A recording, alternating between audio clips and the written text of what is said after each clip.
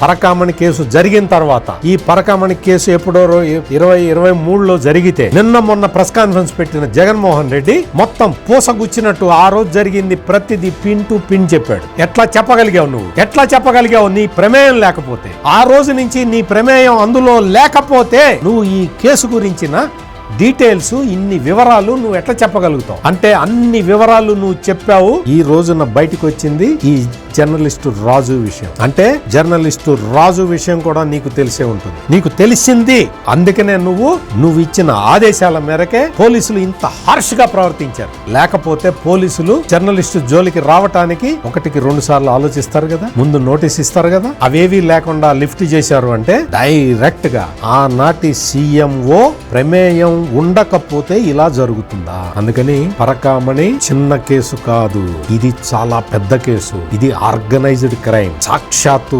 ఏడుకొండల వెంకటేశ్వరుణ్ణి మోసం చేసిన ఆర్గనైజ్డ్ క్రైమ్. దీన్ని ఇంతటితోటి వదలటానికి వీల్లేదు. ఆ జర్నలిస్టు రాజుకి, అతని కొలీగ్స్ మరో 2 వాళ్ళందరికీ కూడా న్యాయం చేయాల్సిన అవసరం.